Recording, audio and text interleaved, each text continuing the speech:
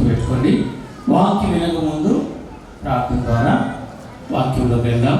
Khammam El Shaddai సంఘ పెద్ద విజయభాస్కర్ గారు వచ్చాడా? విజయభాస్కర్ రండి.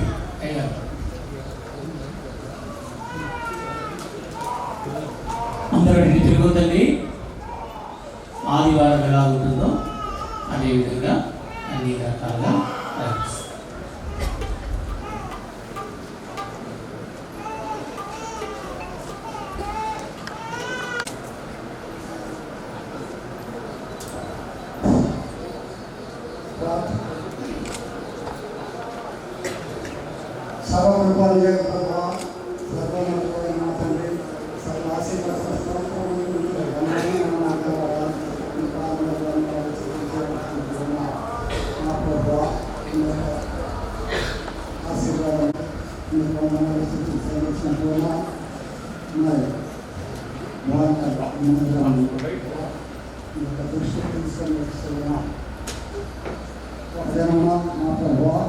ఈ పరిసరాలన్నీ కూడా అస్వస్థత అస్తవ్యస్తంగా ఉన్న ప్రాంతం స్థలం మా ప్రభావ మీ యొక్క కృపసారి నా ప్రేమ సమర్పణతో ఈ మందిరము ఈ విధంగా వలసలో ఈ యొక్క భవనము జీవించినది ఆశీర్వదించమని వేడుకుంటూ ఉన్నాం.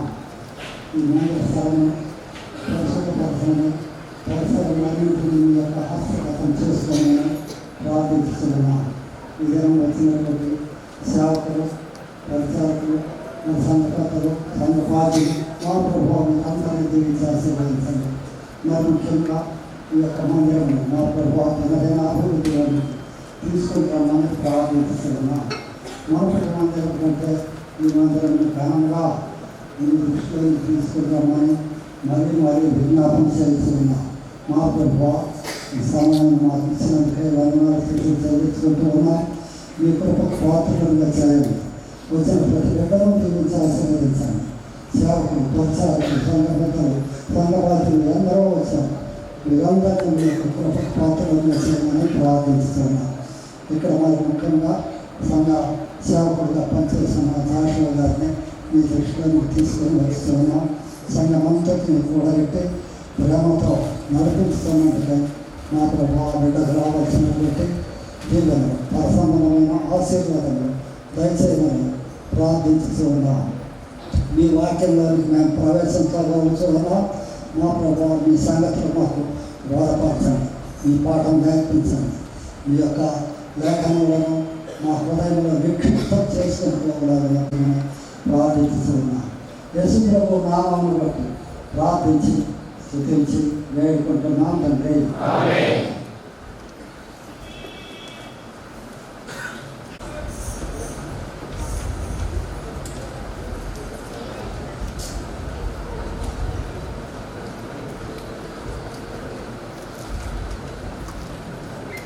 నూట 7వ కీర్తన మొదటి 3 వచనాలు మనం కలిసి చదువుతాం. Song 107. Reading all together, verse 1, 2 and verse 3. 107వ కీర్తన మొదటి 3 వచనాలు మనము కలిసి చదువుతాం.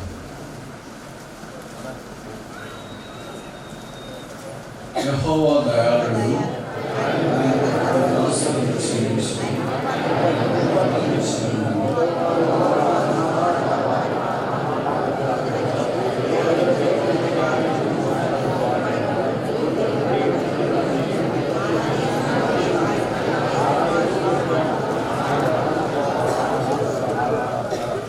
యెహోవా దయాళుడు, ఆయన కృతజ్ఞతాస్తుతులు చెల్లించి ఆయన కృప నిత్యమును. యేసుక్రీస్తు ప్రభువు ఆరాధనలకు యోగ్యుడు, స్తుతి కీర్తనలకు పాత్రుడు, పూజార్కుడు. నిత్యత్వం మొదలుకొని నిత్యత్వం వరకు ఆయన్ను ఆరాధించడానికి ఆయన అర్హుడు. కాలం సంపూర్ణమైనప్పుడు మనందరినీ ప్రేమించి యేసు మానవాకారాన్ని భూమి మీదకి దిగి వచ్చి పాపం లేనివాడిగా జన్మించి పాపం లేనివాడిగా జీవించి శిలువలో పాపముగా చేయబడి దహన బలిగా యాగముగా త్యాగముగా చేసి రక్తము ఉలికించి మరణించి సమాధి చేయబడి సమాధిని గెలిచి సాతాను ఓడించి పరమందు మహామహుని కుడిపార్శ్వ నాశనుడైనాడు. ఆయన రక్త శక్తిని బట్టి విమోచించబడిన మనము, పరిశుద్ధ స్థలముగా చేయబడిన మనము ఆయన ఆరాధించడానికి ఆధిక్యత అనుగ్రహించి ఆరాధన దేవదూతల పరిచర్య అది మనకు కూడా ప్రభువు అనుగ్రహించి 107వ కీర్తనలోని ఈ మాటలు యెహోవా దయాళుడు, ఆయన కృతజ్ఞతాస్తుతులు చెల్లించి ఆయన కృప నిత్యమును తరచు మనకు పాత నిబంధనలో కనిపిస్తాయి. ఎన్నిసార్లు కనిపిస్తాయంటే బహుశా మీరు ఆశ్చర్యపోతారు అనుకుంటా. ఎందుకో మరి పరిశుద్ధాత్మ దేవుడు ఆయన ఎక్కువసార్లు పాత నిబంధనలు రాయించడానికి ఇష్టపడ్డాడు. His mercy endureth forever. కనీసం 40 సార్లు పాత నిబంధనలు మనకి ఫ్రేజ్ ఈ మాటలు కనిపిస్తాయి. మొదటిసారి దావీదు దేవుని మందసాన్ని తీసుకొని వచ్చిన సందర్భంలో ప్రస్తావించబడ్డాయి. దినవృత్తాంతాల మొదటి గ్రంథం 16వ అధ్యాయం 34వ వచనం. 1 Chronicles chapter 16. యెహోవా దయాళుడు, ఆయనను స్తుతించుడి. ఈ 16వ అధ్యాయం దేవుని మనస్సునకు దావీదు గుడారం వేయించిన సంగతి, ఆ దేవుని మనస్సాన్ని దేవుని గుడారంలోనికి తీసుకుని వచ్చుట కొరకై అనేక మంది చేరి వచ్చినారు. ఆసాబు లాంటి ఇతరులు కలిసి దేవుని స్తుతించడం ఆరంభించినారు. ఆ సందర్భంలో ఈ 16వ అధ్యాయంలోని కీర్తన పాడారు. ఆ కీర్తనలో దాదాపు ఆఖరి మాటలు ప్రభువుని స్తుతించుతో గ్రంథస్థం చేయబడ్డాయన్న సంగతి మనకు పరిచయం. అంటే 40 ఏళ్ళు వాళ్ళ అరణ్యంలో నడిచిన తర్వాత తిరిగి కొంతమంది న్యాయపదుల దినాల్లో ఉన్న తర్వాత తిరిగి సౌలు లాంటి వారి దినాల్లో నుండి దావీదు దినాల్లోనికి వచ్చిన తర్వాత అరణ్యంలో దేవుని ప్రజలను వెంబడించిన దేవుని మందసం అంటే దేవుని సన్నిధి, కొత్త నిబంధనలో ఆ మందసము యేసుక్రీస్తు ఇప్పుడు ఉండటానికి కొరకు ఒక గుడారాన్ని సిద్ధపరిచినారు. కనుక దేవుని యొక్క మంచితనము ఎంత గొప్పది ఇశ్రాయేలు జ్ఞాపకం చేసుకుని ఆయన స్తుతించి కీర్తించడానికి ఆరంభించిన సందర్భము మొదటి మనకు కనిపిస్తుంది. కనుక దేవుని మందసము దగ్గర మొదట ఈ మాటలు The Lord is good and his mercy endureth forever. యెహోవా దయాళుడు, ఆయన కృప నిత్యముండును లేదా నిరంతరముండును. ఆఖరిగా ఇర్మియా గ్రంథము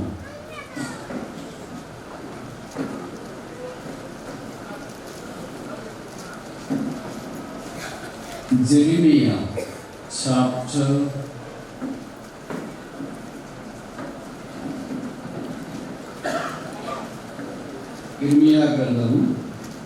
33వ అధ్యాయం అనుకుంటా 10-11 వచనాలు పెద్దగా ఉన్నాయి. నేను చదువుతాను మాట. జెరిమియా చాప్టర్ 33 verse 11. పెళ్లి కుమార్తె స్వరమును యెహోవా మంచివాడు అంటే దయాళుడు, ఆయన కృప నిరంతరముండును, సైన్యములకు అధిపతి యెహోవాను స్తుతించుడి. ఈ 2 వచనాలు ఎందుకు చదివాము? మొదటి ఎక్కడ రాయబడింది, చివరి ఎక్కడ రాయబడింది, ఎందుకు చెప్పాము అని అంటే, మొదట రాయబడింది భూమి మీద ఉన్న దావీదు దేవుని మందసాన్ని గుడారంలోనే తెచ్చే సందర్భం. ఆఖరిగా రాయబడిన సందర్భం దావీదు కుమారుడైన యేసుక్రీస్తు ప్రభువారు తన రక్తము చేత సంపాదించిన పెళ్లి కూతురు అయిన సంఘాన్ని వివాహం చేసుకునే సందర్భాన్ని ఇక్కడ మనకు జ్ఞాపకం చేస్తుంది. అంటే ఇక్కడ వివాహం 33వ ఇర్మియా గ్రంథంలో పెళ్లి కుమారుని స్వరము, పెళ్లి కుమార్తె స్వరం. కనుక ఈ మధ్యలోనే దేవుని యొక్క మందిరము సంపూర్ణతలోనికి శిలువ దగ్గర నుండి సింహాసనం దగ్గరికి ప్రయాణం చేస్తుంది. దేవుని యొక్క నివాస స్థలము పాత నిబంధనలో రకరకాల కోణాల్లో ప్రస్తావించబడింది. అయితే కొత్త నిబంధనలో యేసుక్రీస్తు ప్రభువే ఆ నివాస స్థలమని మనకు పరిచయము. ప్రకటన గ్రంథంలో గొర్రెపిల్లే దేవుని ఆలయం, the lamb is the tabernacle of God. కనుక అక్కడ దాకా మనం వెళ్ళే ఈ ప్రయాణంలో దేవుని నివాస స్థలముగా ఉన్న దైవ మందిరంలో ప్రవేశించి ఆరాధించి ప్రార్థించుట కొరకై ప్రభు మనకి ఏర్పాటు చేసినాడు. అని స్థానిక సంఘము, ఇతర పరిశుద్ధులు, దైవ సేవకులు ప్రార్థించి ప్రయాసపడి మందిరాన్ని నిర్మించుకోవటానికి ప్రభు కృప చూపిస్తూ వచ్చినాడు. కనుక చివరిలో పలకగలిగే మాట ఏంటంటే, ద లార్డ్ ఈజ్ గుడ్, యెహోవా దయాళుడు. ఆయనకు మించిన దయాళుడు ఎవరు లేరు, ఆయనకు మించిన మంచివారు ఎవరు లేరు, ఆయనకు మించిన ఉపకారి ఎవరునూ లేరు. మరి ఆయన కృప నిత్యం ఉండదు, దేవుని కృప నిత్యం ఒక పాట కూడా ఉంది అనుకుంటా కదా. ఈ మాట ఈ 136 కీర్తనలోనైతే కనీసం 26 సార్లు రాయబడింది, 26 times. నాకు తెలిసి ఏ కీర్తనలో ఒక్క మాట అంటే ఒక వరుస ఇన్నిసార్లు రాయబడలేదు. ఎందుకు ఇన్నిసార్లు రాయబడింది అంటారు? ఒకవేళ ఆ మాట కాకుండా ఇలాగ రాసినారు అనుకో, నా పాపము నిత్యం అక్కడ ఉండను అని. ఇక్కడ నేనుండను, నాకు తెలిసి మీరు కూడా ఎవరు ఉండరు. ప్రభు ఎంత గొప్పవాడంటే మన పాపాన్ని మర్చిపోయినాడు, ఆయన కృపను నిలుగురించి. అలాగే మనం అందరూ ఇక్కడికి వచ్చినాం. సైతాన్ వచ్చి మన పాపాలని జ్ఞాపకం చేస్తున్నా ఒకటే ఒక పదం ఏంటి? ఆయన కృప నిత్యముండు. అంటే అది నాకంటే ఎక్కువ ఆయుష్ కలిగింది. నాకు 70-20 ఏళ్ళు ఉండొచ్చు, లేదా మనందరికీ మానవుని యొక్క ఆయుష్ 70-80 సంవత్సరాలు రాయబడింది కదా. పాత వల్ల చాలా భక్తులు కొంతకాలం ఉన్నారు కదా. అయితే దేవుని యొక్క కృప మనము గడిచిపోయినా కూడా ఉండేది. కనుక మన పాపములన్నింటినీ అది కడిగి వేసి పరిశుద్ధపరిచింది. అందుకే ఆయన కృప నిత్యముండు, ఆయన కృప నిత్యముండు. ఇశ్రాయేలు పక్షాన ఆయన కృప నిత్యముంటూ వచ్చింది. కొత్త నిబంధనలో యేసు ప్రభు రక్తం ద్వారా కడగబడిన మనము ఆ దేవుని ప్రజలుగా, దేవుని జనముగా చేయబడుతూ వచ్చినాం. ఎందుకు 107వ కీర్తనలో దేవుని ప్రజలైన ఇశ్రాయేలు ఆ గానం సంకీర్తన చేసినారో ఒక 5 కారణాలు 107వ కీర్తన ఆధారం చేసుకుని మీ గమనానికి తీసుకురావడానికి నేను ప్రయత్నిస్తాను. ఇవన్నీ పరిచయమైన మాటలు మళ్ళీ జ్ఞాపకం ఉంచుకోవడానికి ప్రయత్నం చేస్తాం. 107వ కీర్తన 6వ వచనం మొదటి విషయం, Psalm 107 verse 6. వారి కష్టకాలంలో యెహోవాకు మొరపెట్టుడి, వారిని విడిపించెను. ఎవరిని? వెరీ గుడ్, చాలా బాగా చెప్పారు. 6వ వచనంలో ఏం రాయబడింది? వారు కష్టకాలంలో. ఎవరు కష్టకాలంలో ఉంటే వారిని ఆయన విడిపించినాడు. ఆయన పేరు విడిపించేవాడు. ఈ డెలివర్డ్ దెమ్. మనము పాపం యొక్క బంధకాల్లో ఉన్నప్పుడు, ఎవరిను విడిపించలేని స్థితిలో ఉన్నప్పుడు, నన్ను ఎవరు ఈ బంధకాల్లో నుండి విడిపిస్తారని కేకలేస్తున్నప్పుడు విడిపించే విమోచకుడు పరలోకము నుండి భూమి మీదకి మానవుడిగా దిగి వచ్చినాడు. పాపము లేదు యేసులో, పాపము చేయలేదు యేసు, పాపం మెరుగని యేసు మనందరి పాపమును భరించడానికి శిలువ మీదకి వెళ్ళి, బైబిల్లో రాయబడింది ఆయన పాపముగా చేయబడను. He became sin for us. ఆయన పాపముగా చేయబడి శిలువలో బంధించి పాప బంధకములో ఉన్న మనల్ని యేసు రక్తము ద్వారా విడిపించిన కనుక మనం విడిపించబడిన ప్రజలము, విమోచించబడిన ప్రజలు. ఈ 107వ కీర్తన ఇశ్రాయేలు చరిత్రను మనకు జ్ఞాపకం చేస్తున్న 430 సంవత్సరాల ఫరో బంధకాల్లో బంధించబడినప్పుడు మమ్మల్ని ఎవరు విడిపిస్తారని ఎదురు చూసినప్పుడు దేవుడు మోషేను పంపించి గొర్రెపిల్ల రక్తం ద్వారా వారిని విడిపించినాడు. కొత్త నిబంధనలో మనల్ని మోషే కంటే గొప్పవాడు యేసుక్రీస్తు ప్రభువు వచ్చినాడు. మోషే తనది కాని రక్తము ద్వారా ఇశ్రాయేలును విడిపించినాడు. యేసు ప్రభు తన స్వరక్తము ద్వారా మనల్ని విడిపించిన అమూల్యము, అత్యధికము, శ్రేష్టమైన ఆ రక్తం ద్వారా కడగబడి పరిశుద్ధపరచబడి ఇప్పుడు విమోచించబడిన ప్రజలుగా మనం చేయబడ్డాం. యెహోవా దయాళుడు, ఆయన కృతజ్ఞతాస్తుతులు చెల్లించి ఆయన కృప నిరంతరం మొదలుతింటే ఆయన మనల్ని పాపము నుండి విడిపించారు. రెండోది 107వ కీర్తన Psalm 107 verse 7 107 వచనం, వారొక నివాసపురము చేరునట్లు. మొదటిదేంటి? అంత చెప్పొద్దండి, విడిపించెను. రెండవది ఏంటి? అన్ని నువ్వు వస్తాయి, నువ్వు చెప్తా. నడిపించెను. ఎక్కడి నుండి నడిపించినాడు అంటే, ఎక్కడి నుండి నడిపించినాడు? కానీ ఎక్కడికి నడిపించినాడు? పురములోనికి నడిపించినాడు. పురము అంటే సిటీ, పట్టణం. ఇది పాత నిబంధనలో మనకి ఇలా కనిపిస్తున్న, కొత్త నిబంధనలకు వచ్చినప్పటికీ ప్రకటన గ్రంథంలో మనం చూస్తాం హోలీ సిటీ, పరిశుద్ధ పట్టణం, నూతన యెరూషలేము, పైనుండి దిగి వచ్చిన పట్టణం. హెబ్రీ పత్రికలో రాయబడింది, నూతనమైన యెరూషలేము అన్న పరిశుద్ధ పట్టణం దేవుడు దేనికి శిల్పియు నిర్మాణంలో అయినాడో పునాది కదా ఆ పురం, ఆ పట్టణం కొరకు అబ్రహాము ఎదుర్కొంచాడు. కానీ మనం ఆ పట్టణ వాసులం, దానికి సంబంధించిన పౌరస్థితి మనం కలిగిన వారు. ఇలాంటి పరిస్థితుల్లో వారు ఉన్నారంటే 4వ వచనంలో చెప్పబడింది Psalm 107 verse 4 107వ కీర్తన 4వ వచనం, వారు అరణ్యమందలి తర్వాత ఏం లేదు, ఏది లేకుండా, నివాసపురం లేకుండా, నివాసం లేకుండా ఏమంటారు? మీకు తెలుగు రావడానికి అంత ఇంగ్లీష్ మీడియం నిరాశ్రయులు అంటారు. తుఫాన్లు, భూకంపాలు, సునామీలు ఇలాంటివి జరిగినప్పుడు ఇల్లు అవి అంతా ఊర్లో కొట్టుకొని పోతాయి కదా, కృష్ణా కూడా వస్తే అలాగే జరుగుతుంది కదా. అప్పుడు అలాంటి వారు అందరిని తీసుకుని వెళ్ళి కొన్ని షెల్టర్, పెద్ద పెద్ద ఇలాంటి హాల్స్ ఉంటాయి కదా, ఫంక్షన్ హాల్స్, పెళ్ళి అట్లాంటి దాంట్లో పెడతారు. నిరాశ్రయులుగా ఉన్నారు వారు. నివాసపురం ఏది దొరుకుంటున్నారు, ఎందుకంటే ఐగుప్తులోనే బయటకు వచ్చినారు కదా. మరి బయటకు వచ్చిన తర్వాత ఇల్లు ఉండాలి కదా. అక్కడ దాకా ఐగుప్తులోనే బహుశా ఇటుకలతో కట్టుకుని, వాళ్ళు ఇటుకలు తయారు చేసుకున్నారేమో, వాళ్ళకి నచ్చినట్టు వాళ్ళు కట్టుకున్నారేమో. ఇంకా అరణ్యంలోకి వచ్చిన తర్వాత అలా కట్టుకోవడానికి లేదు, వాళ్ళు గుడారంలో నివసిస్తూ వచ్చినారు. అలాంటి గుడారంలో ఉన్న వారిని నివాసపురం ఏది లేక ఎడారి త్రోవ, బహుశా మీరు చాలా మంది మిడిల్ ఈస్ట్ చూడలేదేమో, అంటే ఎడారి త్రోవ చూడలేదేమో. మీకంత పచ్చని పొలాలే, కన్సూప్ మేరలో కళ్ళే ఆగిపోవాలి కానీ పచ్చదనం ఆగిపోదు అన్నట్టుగా ఆరవలసిన అందాల పరపై మీ చుట్టూ కనిపిస్తూ ఉంటుంది. ఎడారి అనేది ఎలా ఉంటుందంటే, అది చెప్పడానికి వీలు కాదు, మీరు చూడటానికి ప్రయత్నం చేయండి. కనచూపు మేరలో ఒక పచ్చని గడ్డి మొక్క కూడా కనపడదు. పైపెచ్చు ఆ ఎడారి ఇసుకంతా తుఫాన్ మాత్రం వస్తుంది. మీకు ఇప్పుడు వర్షకాలంలో తుఫాన్ అంటే తెలుసు, కానీ ఇసుక తుఫాన్ తెలియదు. తుఫాన్ అంటే మామూలుగా మీకున్న అభిప్రాయం ఏంటంటే నీళ్ళే వస్తాయి, కానీ ఇసుక కూడా తుఫాను రూపంలో వస్తుంది. అది మీరు ఊహించుకోండి ఎలా ఉంటుందో.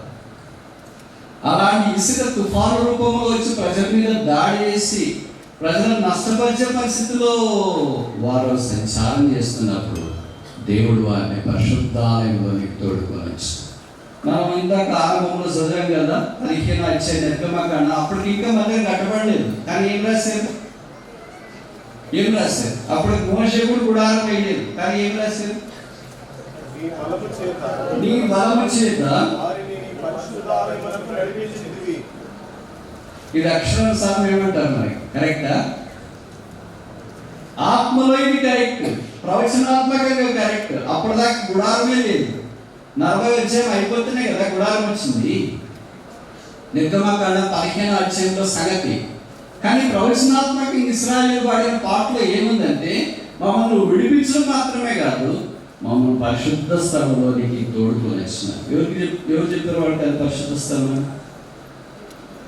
పరిశుద్ధులైన దేవుడు వారి మధ్యలో ఉన్నాడు కనుక పరిశుద్ధుండే స్థలం పరిశుద్ధమైన. ఆ పరిశుద్ధులైన దేవుడు నివసించిన స్థలంలోనికి ఆయన మమ్మల్ని తోడుకొని వస్తాడు కాదు, భవిష్యత్ టెన్స్ కాదు, ఫ్యూచర్ టెన్స్ కాదు, ఏం రాశారు? Past tense. డన్. ఆత్మీయంగా వాళ్ళు అప్పుడే మోషే గుడారం వేయక మునిపే వచ్చేసినారు గుడారంలోనికి. ఆత్మీయంగా దావీదు గుడారం వేయక మునిపే వారు వచ్చేసినారు. ఆత్మీయంగా సొలొమోను మందిరం కట్టక మునిపే వచ్చేసినారు. మనము ఆత్మీయంగా ఇంకా ఆ పరలోకపు పట్టణంలో ప్రవచనాత్మకంగా ప్రవేశించినాం, అక్షరానుసారంగా ఎదురు చూస్తున్నాం. కనుక అటు ఇటు తిరుగుతున్న మనల్ని, క్రీడాలి త్రోవలో ఉన్న మనల్ని, త్రోవ తప్పిన మనల్ని ఆయన తన ఇంటిలోనికి, నివాసపురంలోనికి తోడుకొని వచ్చినాడు. ఇది దేవుడు నివసించే స్థలం. దేవుని మందిరంలోనికి, సహాసంలోనికి తోడుకొని వచ్చినాడు. అందుకే యెహోవా దయాళుడు, ఆయనకు కృతజ్ఞతాస్తుతులు చెల్లించు, ఆయన కృపనిచ్చాము. 3వ చూస్తామా? 14వ వచనం.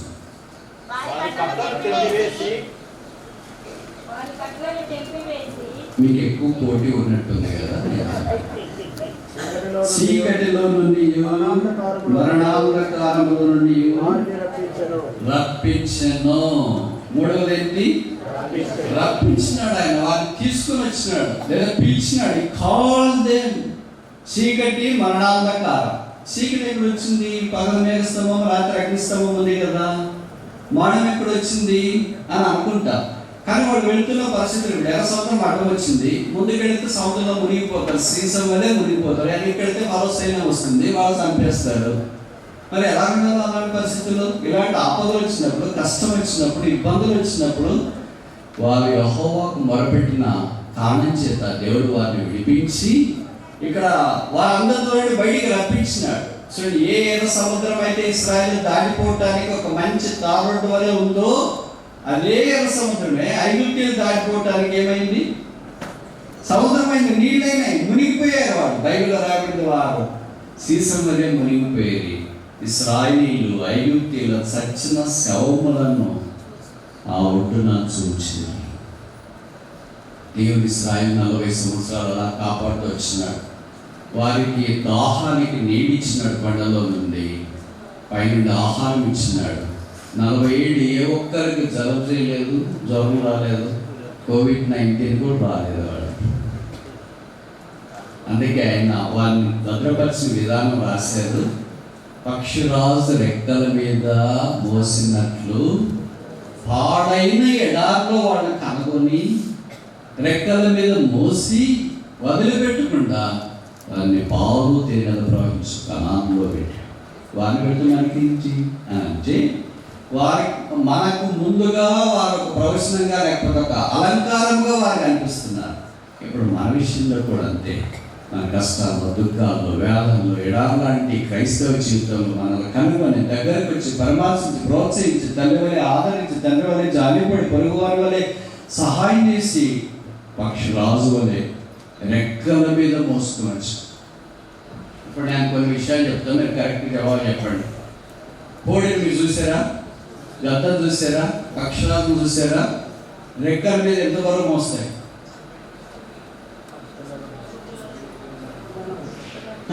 ఎంత బరువు? 10 కేజీలు, 20 కేజీలు, 30 కేజీలు, ఎంతో ఒకటి చెప్పండి. అంతేనా? ఇప్పుడు యేసుక్రీస్తు ప్రభు రెక్కలు ఎంత బలమైనవి అంటే పక్షరాజు అయిన యేసుక్రీస్తు 6 లక్షల కాల్బలాన్ని మోసుకున్నాడు. ఇప్పుడు యేసు ప్రభు రెక్కలు ఎంత బలమైనవి అంటే ప్రపంచంలో ఉన్న 8 బిలియన్ ప్రజలను మోసుకున్నాడు. ఆయన రెక్కల బలాన్ని ఎవరు లెక్కించగలరు? ఆయన రెక్కల నీడను ఎవరు గ్రహించగలరు? ఆయన సామర్థ్యాన్ని ఎవరు అంచనా వేయగలరు? అలాగే యేసు ప్రభు అరణ్యంలో వారిని కాల్చినట్లు ఇప్పుడు కన్నపాపు వలె మనల్ని కాస్తాం. కన్నపాపుని కాసుకోవటానికి మనకి ఎవరు గార్డు పోలీసు ఉండాల్సిన పని లేదు. కళ్ళుని కాసుకోవటానికి మీ భర్త కానీ, భార్య కానీ, కొడుకు కానీ, కూతురు కానీ, సేవకుడు, బోధకుడు ఎవరు ఉండాల్సిన పని లేదు. ఎవరు కాస్తున్నారు? కన్నెప్పే కాస్తుంది. కన్నెప్ప గాయమని ఎవరు చెప్పారు? మైండ్లోనే సిగ్నల్స్ వస్తుంది. మన చెయ్యి కళ్ళ దగ్గరికి వెళితే మనకు తెలియకుండానే కళ్ళు మూసుకుంటారు అంతే. ఎంత సైంటిఫిక్గా ప్రభు ఇది ఏర్పాటు చేసేటప్పుడు మనకు తెలియకుండానే మనిషి అయినా, మన పిల్లవాళ్ళైనా, మన ఇంట్లో వాళ్ళైనా అలాగూ ప్రభు వాక్యంలో రాయబడి నిన్ను పుట్టినవాడు నా కనుగుడ్డున పుట్టినవాడు. కనుగుడ్డ పుట్టి ఏమైతుంది? వెంటనే కనురేపు వచ్చేస్తుంది. కనుక ముట్టడానికి వీలు లేకుండా ప్రభు వారిని రప్పించినట్లు వాక్యంలో చూస్తాం. మనల్ని కూడా ఇక్కడ ఏర్పాటు చేస్తున్న బేతేలు సంఘాన్ని కాపాడి కరుణించి తన పాపంలోనే భద్రపరిచి ఇన్నేళ్లలో అనేక అద్భుత ఆశ్చర్యకారాలు జరిగించి నడిపిస్తూ వచ్చిన యెహోవా దయాళుడు, ఆయన కృప. ఇప్పుడు ఎన్ని చూసి 4వ చూస్తాం. 107వ కీర్తన వచ్చింది. ఆయన తన వాక్కును పంపి వారిని బాగు చేసెను. ఆయన వారు పడిన వారిని విడిపించెను. మొదటిది. రెండవది వారిని నడిపించెను. మూడవది వారిని రప్పించెను. నాలుగవది వారిని బాగు చేసింది. బాగు చేసినట్టు అర్థం ఏంటి? బాగలేరు అని అర్థం. మనం అందరం బాగున్నామా బాగలేమా? ఎవడో అడుగుతారు కదా బాగున్నావా అని. తెలంగాణ భాషలో మంచిగా ఉన్నాను అని అంటాం. ఆంధ్ర భాషలో ఏమంటారు? బాగున్నాము అని అంటారు. దేనికైనా అక్కడ బాగుంది, భోజనం బాగుందా, బాగుంది, మీటింగ్ బాగా ఎట్లా జరిగిందో బాగా జరిగిందని. తెలంగాణ భాషలో అన్నీ మంచిగా, దేనికైనా మంచి. కానీ ఇక్కడ వాక్యంలో మనం చూస్తున్నాం, చెడ్డగా ఉన్నది మంచి చేస్తాడు ఆయన, బాగులేంది పాడైంది బాగు చేస్తాడు. ఆయన బాగు చేసే వాడు. మార్కు 7:37 రాయబడింది, ఈయన సమస్తమును మేడ్ ఆల్ థింగ్స్ దేని కాలం అంతా చక్కగా ఉండనట్లు ప్రసంగి కూడా పాల్గొని అనుకుంటా. ఆయన సమస్తమును he has made everything beautiful. కనుక ఆయన బాగు చేసేవాడు. మన జీవితాల్లో ఎంత చెడిపోయి పడిపోయి పాడైపోయి దేవుడి దూరంగా అటు ఇటు మనం జీవిస్తుండగా ఆయన మనల్ని బాగు చేసి, ఎలా బాగు చేసినాడు? ఇక్కడ రాయబడి వాక్కు పంపించి బాగు చేసి. ఆయన వాక్కులో ఎంత శక్తి ఉంది? ఇంత అంత అంత. సూర్యుడు వెలుగు కలుగునుగాక వెలుగే. ఇప్పుడు మనం అన్నా మనకు లైట్లు ఆగిపోవునుగాక అని. ఆగిపోతాయి లేదా? అక్కడ దాకండి. మన పిల్లల్ని కూర్చొని వాడు ఇంకా స్ప్రింగ్ మాత్రం లేస్తాడు. మనకంతా మన వాక్కు ఆపోజిట్ జరుగుతుంటారు. కానీ దేవుని వాక్కు శక్తి కలిగింది. ఆయన వాక్కు బయలుదేరుతోడనే వెలుగు. ఆయన వాక్యము ద్వారా సమస్తము బాగుంటుంది. అందుకే ఆయన దగ్గరికి ఒక వ్యక్తి వచ్చినాడయ్యా, మా ఇంట్లో బాగాలేదు, మీరు రావాలని నేను కోరుకున్నాను. ఎందుకంటే మీరు మా ఇంట్లో అడుగు పెట్టాను నేను. మరి ఇదే ఎలా? వాక్కు మీరు చెప్తే చాలు, ఆ వ్యక్తికి యేసుప్రభు మీ మాట మీద వెళ్తున్నాను. ఆ మాటే వాక్యం. ఈ వాక్యం లేకపోతే ఇది మనం అందరిసింది. 119 అనుకుంటా ఆయన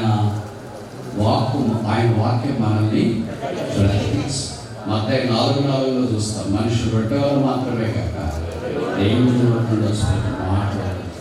ఆ ప్రభు మనకు వాక్యం యెహోవా దయాళుడు, ఆయన కృతజ్ఞతాస్తులు చెల్లించి ఆయన కృప. ఏదో చూసి ముగిస్తున్నా.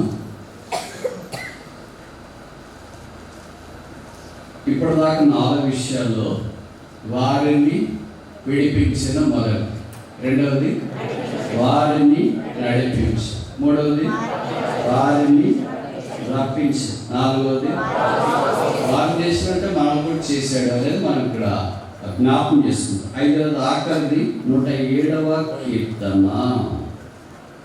107వ కీర్తన 38. చాలు. ఏం చేసినాడు?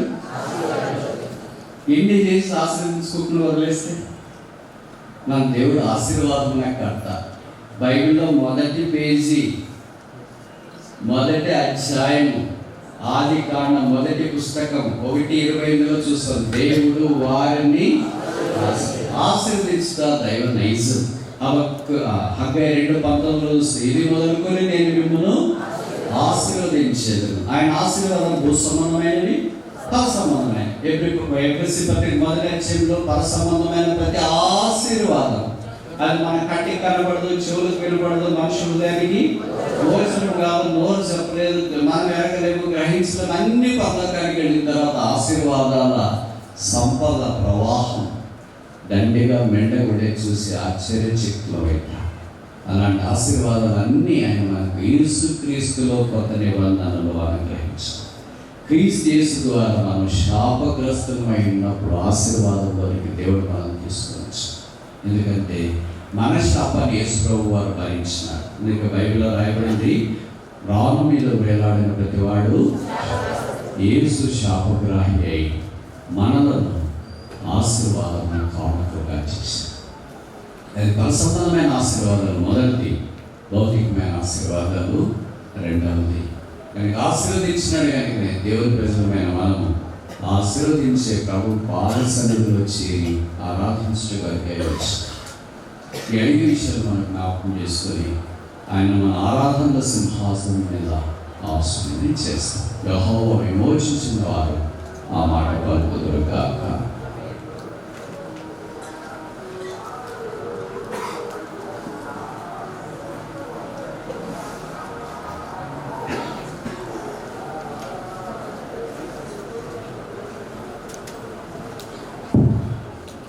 సమయంలో స్థానిక సంఘంలో ఉన్నటువంటి వారు, ఒక సహోదరుడు, ఒక సహోదరి, తర్వాత బయటికి సేవకు వెళ్ళినటువంటి వారు, ఇక్కడి నుంచి సేవకు వెళ్ళినటువంటి ఒక సహోదరుడు, ఒక సహోదరు ఆలోచించండి. తర్వాత మీ దగ్గర చేయండి. సమయం వెళ్తుంది.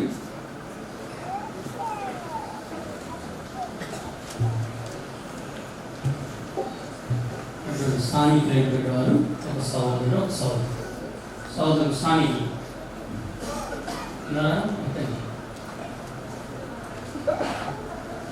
స్థానికులు ఎక్కడ కూర్చున్నారు? అందరు స్క్రబ్లే స్థానికులు చేస్తున్నారా?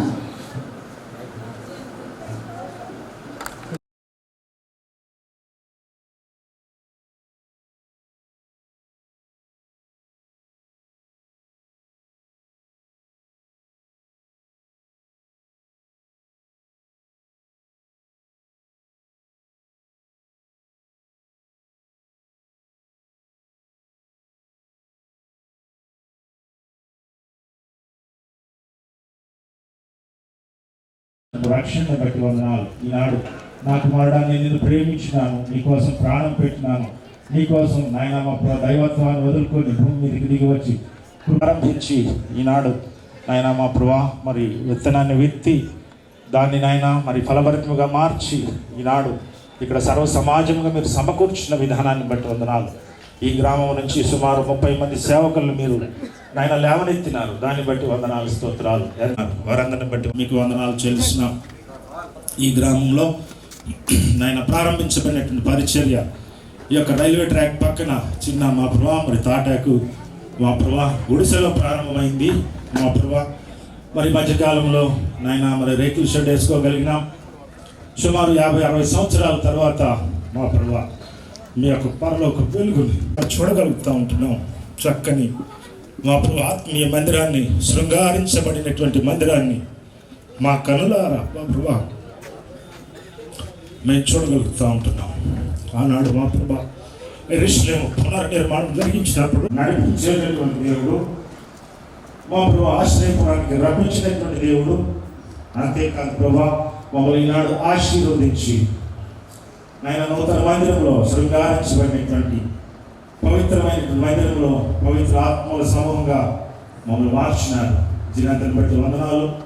ఒకసారి వెనక్కి తిరిగి చూస్తే మా దేవుడు నమ్మదగినటువంటి దేవుడు, మా దేవుడు మమ్మల్ని కాచే దేవుడు, మా యెహోవా ఈరే మా దేవుడు, మాకు సహాయకుడు, మా దేవుడు కేఫా, మా దేవుడు నైనా ఈ పంట క్రీస్తే అన్నట్టుగా మమ్మల్ని బాట మీద నిలిపించినటువంటి దేవుడు, స్థిరపరిచినటువంటి దేవుడు, కృపలో పాలించినటువంటి దేవుడు ఈనాడు నాయన సాక్ష్యం ఇవ్వడానికి మా ముందు తరాలతో మీరు నడిపించినారు, మాతో కూడా నడిపిస్తున్నారు.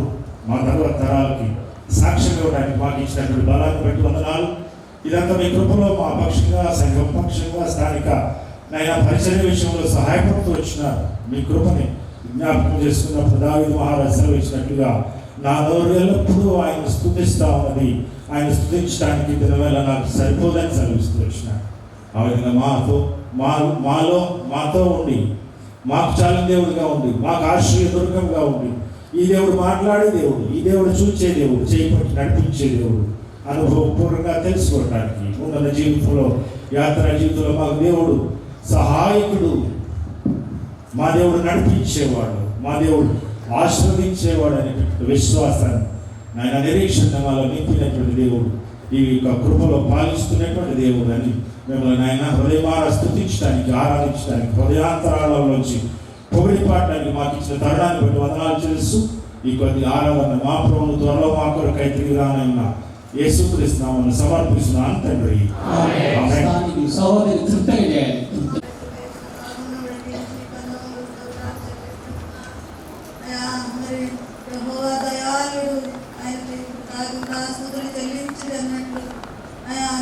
నిరంతరం ఉంటున్నట్లు ప్రభువా, జీవిత యాత్రలో, సంఘములో అయా మాతో ఆయన మీరు నిరంతరం ఉన్న గొప్ప దేవా, మీకు వందనములు స్తోత్రాలు చెల్లిస్తున్నా.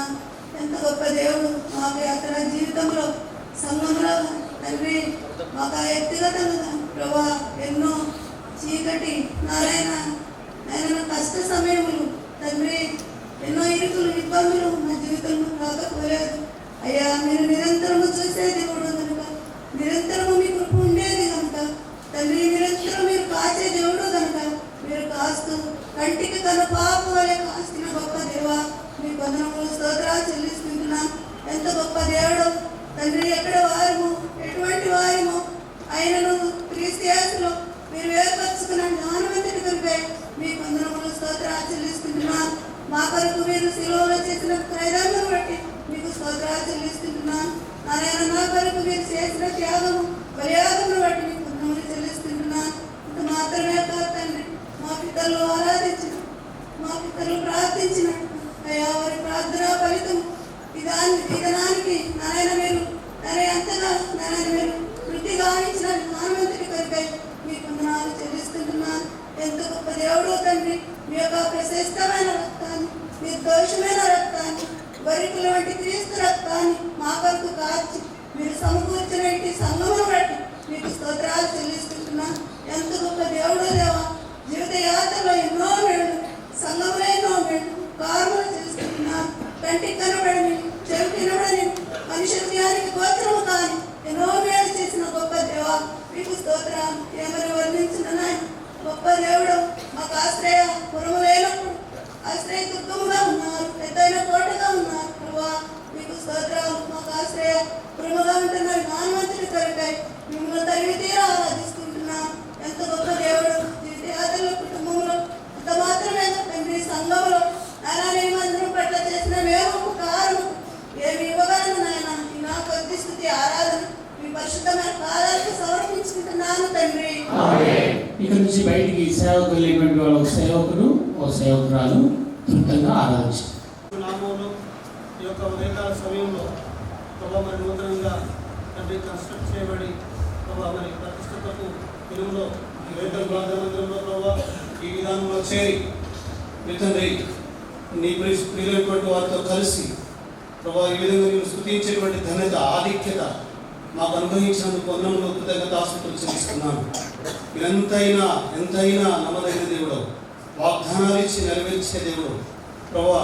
మరి ఆదిలో అనగా మరి యొక్క సంఘం యొక్క ప్రారంభ దినాల్లో ప్రభా మరి విదాసులు దైవజనుడు భక్త సింగ్ గారిని ప్రభా మరి ఏర్పాటు చేసుకొని వారికి ఇచ్చినటువంటి ప్రత్యక్షత దర్శనంలో ప్రభా మరి ఈ ప్రాంతంలో కూడా ప్రభా సంఘం కట్టబడాలని, అభివృద్ధి చెందాలని ప్రభా మరి పితరులను ప్రభా మరి ఏర్పరచుకొని ప్రభా మరి వారికి ఇచ్చినటువంటి ప్రభా సామర్థ్యం బట్టి మీ తండ్రి మరి ఈ ప్రాంతంలో అత్యద్భుతమైనటువంటి పరిచర్య మీరు గావించుకొని మీ తండ్రి ఈ విధంగా మరి దినదినాభివృద్ధి చెంది ప్రభా మరి మీ అందు విస్తరించి ప్రభా మీలో ఆనందించేటువంటి ఘనత ఈ ప్రాంతానికి ఈ సంఘానికి అనుగ్రహించినందుకు వందనములు కృతజ్ఞతాస్తుతులు చెల్లిస్తున్నాం. ప్రత్యేకంగా మరి మా సమీప ప్రాంతంలో దైవజనుడు తిమోతి గారిని బట్టి కూడా ప్రభా మిమ్మల్ని స్తుతిస్తున్నాం. ప్రభా మరి వారి యొక్క తండ్రి ప్రార్థన, ప్రభా మరి వారి యొక్క ఆత్మీయమైనటువంటి సహకారాలను బట్టి ప్రత్యేకంగా మరి ఈ ప్రాంతాల్లో జరపబడిన పరిచర్యలంతటిని బట్టి మిమ్మల్ని స్తుతిస్తున్నాం. ప్రభా వాగ్దానాలు ఇచ్చి నెరవేర్చే దేవుడు, ఆరంభించిన నాటి నుండి ప్రభా పరిచయ ప్రారంభించిన నాటి నుండి ఈ రోజు వరకు కూడా నీ యొక్క అద్భుతమైనటువంటి కాపుదలను అనుగ్రహించినందుకు వందనాలు. ప్రత్యేకంగా ఈ యొక్క నూతన మందిరం విషయంలో కూడా ప్రభా స్థానికంగా ఉన్నటువంటి సంఘం అంతటిని బట్టి వందనాలు. పెద్దలు, పరిశుద్ధులు, బాధ్యులు, దేవసేవకులు అందరిని బట్టి కూడా వందనములు ప్రభా. మరియు అనేకుల యొక్క ప్రార్థన ప్రార్థన ఫలితంగా మరి ఈ రోజున ఈ అత్యద్భుతమైనటువంటి గొప్ప కార్యాన్ని ఈ రీతిగా మరి కన్నుల పండుగ ప్రభా చూసేటువంటి ధన్యత మాకు ప్రసాదించినందుకు వందనాలు. అందుకే ప్రభా మరి మీరు దయాళుడు ప్రభా, మీ కృప నిత్యము నిలుస్తుంది. మిమ్మల్ని స్తుతించుకుంటూ ఉండలేము ప్రభా. నడిపించిన దేవుడు ప్రభా, ముందుగా విడిపించిన దేవుడు, నడిపించిన దేవుడు, రప్పించే దేవుడు ప్రభా, పాడైపోయినటువంటి స్థలాలను బాగు చేసిన దేవుడు. అది మాత్రమే కాదు, ఆశీర్వదించిన దేవుడుగా మీరు ఉన్నందుకు వందనములు కృతజ్ఞతాస్తుతులు చెల్లిస్తున్నాను. మీ తండ్రి ప్రతిదీ సమస్తమును బాగుగా చేసినందుకు వందనాలు. ఆరంభించిన నాటి నుండి ఎదురైనటువంటి ప్రతి ఆటంకంలో, అభ్యంతరంలో ప్రభా, ప్రతి పనిలో కూడా తండ్రి సాక్షాత్తు ప్రభా మరి మీ యొక్క కృపను, మీ మహిమను ప్రభా కనులారా చూసేటువంటి ధన్యత నాకు మాకు ఈ విధంగా అనుగ్రహించినందుకు మీకే వేలాది వందనములు కృతజ్ఞతాస్తుతులు చెల్లిస్తూ ప్రభా మరి ఇది బేదేలే కానీ వేరొకటి కాదు, పరలోకపు గవి ఇదే అని ప్రభా మరి మీరు ఇచ్చినటువంటి వాగ్దానాలను బట్టి ఈ స్థలాన్ని ఆ విధంగా ప్రభా ప్రతిష్ఠించుకున్నందుకు, మీ కొరకు ఏర్పాటు చేసుకున్నందుకు సమస్త విధమైనటువంటి ఘనత, మహిమ, ప్రభావం మీకు ఆరోపిస్తూ మా ప్రభు, మా రక్షకుడు యేసుక్రీస్తు ప్రభు వారి సర్వశక్తి గల నామంలో ఈ నామోది స్తుతి ఆరాధన సమర్పించి ఆరాధిస్తున్నాము తండ్రి. ఈ సమయంలో ఇక్కడ నుంచి సేవకు వెళ్ళినటువంటి సేవకురాలు ఆరాధించారు.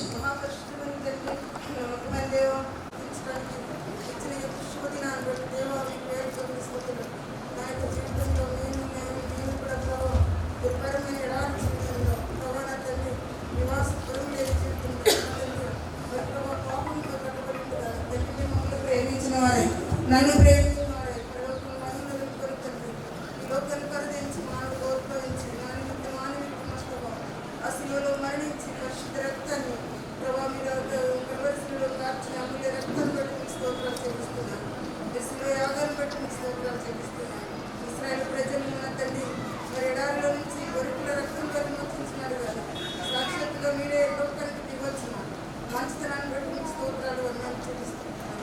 అంతేకాకుండా ప్రభు నా తండ్రి ఎంతో దేన స్థితిలో ఉండేటప్పుడు తండ్రి మీరు మనతో చూసిన దేవుడు మా తండ్రి నాకు అర్థం ఇచ్చిన తండ్రి యెషయా 60:21 మీరు సంపూర్ణంగా నెరవేర్చినందుకు దేవా మీకు వందనాలు చెల్లిస్తున్నాను. ఇంతమంది పిల్లలు నా తండ్రి నేను ఇక్కడ ప్రయాసపడతాను. నా తండ్రి ఈ విధంగా రూపించుకొని ఆరాధించుతాను. మాకు ఇచ్చిన మంచి మందిరాన్ని బట్టి దేవా మీకు వేరు కొద్ది స్థితులు చెల్లిస్తున్నాను. మమ్మల్ని విమర్శించుకునే కాపాడటమే కాకుండా తండ్రి అనేకమైన భయంకరమైన వాటిల్లో బాగు చేసినారు దేవా.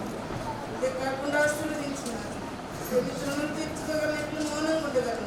చూపించిన ప్రేమకు చేసిన త్యాగములకు బలియాగులకు మాడలు కలిగి ఉన్న ఉద్దేశాలకు మీ అనాథకాల సంకల్పానికి పరలోక ప్రణాళికకు ప్రతిగా ఎన్నిచలను తీర్చుకొని జీవితకాలం స్థుతించిన చాలను మీరు ఇచ్చిన రక్షణ పాత్ర చేతపుచ్చుకొని కొద్ది స్థుతి ఆరాధన యేసు ప్రభువారి పరిశుద్ధ నామములో మీకు అర్పిస్తుంటున్నాను తండ్రి. బయట నుంచి వచ్చినటువంటి బ్రాంచెస్ నుంచి వచ్చిన వాళ్ళు ఒక సహోదరు ఒక సహోదరి త్వరగా అందుకోండి.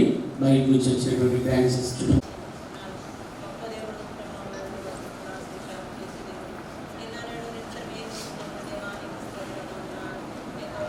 నూతనమైన మందిరంలో చేరి స్తుతించే ఆరాధించే ధన్యత నాకు దయచేసినారు. ఏ యోగ్యతలే నన్ను ప్రేమించినందుకే వందనాలు. నీ దాసును అభిషేకించి తీసుకొచ్చిన వర్తమానం కొరకే వందనాలు. ప్రభా కష్టకాలంలో మొరపెట్టినప్పుడు మీరు నేను వారిని తండ్రి మరి విడిపించిన దేవుడు ప్రభా. నేను అదేవిధంగా ఏ నివాసపురం లేక వారు తిరుగులాడుతుండగా వారిని ప్రభా వారిని నివాసపురానికి చేర్చినారు. వారిని మరి రప్పించిన దేవుడు ప్రభా, నాయన వారిని బాగు చేసిన దేవుడు, ఇశ్రాయేలు పక్షాన మీరు ఇచ్చిన వాగ్దానాలు ఆ రీతిగా నా జీవితంలో కూడా మీరు అన్ని విధాలుగా ప్రభా సహాయపడుతూ ఈ 5 అంతలుగా నాకు తోడైన దేవుడు. ఈ మందిరం ప్రభా స్టార్టింగ్ నుంచి కూడా చూడటానికి నాకు ఇచ్చిన గొప్పదైన భాగ్యం కొరకే వందనాలు. చిన్ననాడే నీ వాక్యం తెలుసుకోవడానికి ఇచ్చిన కృపను బట్టి వందనాలు.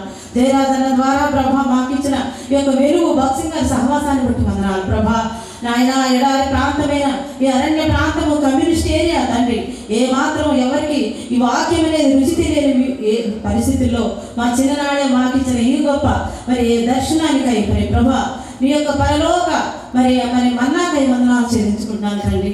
నేను ఇంకా సజీవురాలుగా ఉంచి ఈ యొక్క నూతన మందిరంలో సంతోషించే భాగ్యం నాకు ఇచ్చినందుకే వందనాలు చెల్లించుకుంటూ భూ సంబంధంగా పరి సంబంధంగా అన్ని ఆశీర్వాదాలు పాత్రలుగా చేసిన దేవుడు, నిన్న నేడు నిరంతరము ఏకరీతిగా ఉండి దయాళుడైన దేవుడుగా నిరంతరము స్తుతించబడే దేవుడు. వేలాది కోట్లాది దేవదూతలతో మీరు స్తుతించబడుతున్నారు నాయన. ఆది కాలం నుండి ప్రకటన వరకు మీరు తండ్రి ఒకే రీతిగా ఉన్న దేవుడుగా నాకు ప్రభా మీరు నాయన జ్ఞాపకం చేస్తూ వచ్చినందుకు వందనాలు చెల్లించుకుంటూ ఏమీ లేని రిక్తురాలను మీరిచ్చిన రక్షణ పాత్రను చేయబోని కొద్ది స్తుతి ఆరాధన నా ప్రభు నా రక్షకుడైన యేసు నామములో అర్పించి ఆరాధిస్తున్నాను తండ్రి. ఆమేన్. సహోదరుడు బయట నుంచి వచ్చిన సహోదరుడు సంకల్పాలు ప్రణాళికలన్నీ కూడా మీకు వందనములు చెల్లిస్తున్నాను దేవా. లోకంలో పాపంతో జీవిస్తున్న మమ్మల్ని జ్ఞాపకం చేసుకున్నావు, వెతికి రక్షించుకుంటూ వచ్చిన దాన్ని బట్టి మీకు వందనములు చెల్లిస్తున్నాను దేవని ప్రణాళిక చొప్పున దేవా మీ చిత్తము నెరవేర్చే వారముగా మమ్మల్ని సిద్ధం చేసినందుకే కూడా మీకు వందనములు చెల్లిస్తున్నాం. ఈ ప్రజలతో మేము కూడా కూడి కొనియాడినట్లు గొంతులు రూపురించినందుకే కూడా మీకు వందనములు చెల్లిస్తున్నాం దేవా. పేదలు ప్రార్థన మందిరం మీరు జ్ఞాపకం చేసుకుంటూ వచ్చినందుకే వందనములు చెల్లిస్తున్నాం. ఓ ప్రభు, ఎన్నో రకాల పరిస్థితుల్లో చిన్నపిల్లలు మీరు ఆడుకున్నారు దేవా, మీరు తోడై ఉన్నారు, మీరు నడిపిస్తూ ఉన్నారు. దాన్ని బట్టి కూడా మీకు వందనములు చెల్లిస్తున్నాను దేవా. మరి ఇబ్బందులు పెద్దలు నిర్ణయించబడిన రీతిగా దేవా డిసెంబర్ 6వ తారీఖు ఈ దినము దేవా ప్రతిష్ఠిత కార్యక్రమంలో ఇంతవరకు కూడా సహాయపడుతూ వచ్చిన దేవుడుగా మీరు ముందుకే వందనములు చెల్లిస్తున్నాం. ప్రత్యేకించి ప్రభు మా మధ్యకు దేవా జయరాజ్ గారిని మీరు నడిపించినందుకే కూడా మీకు వందనములు చెల్లిస్తున్నాం.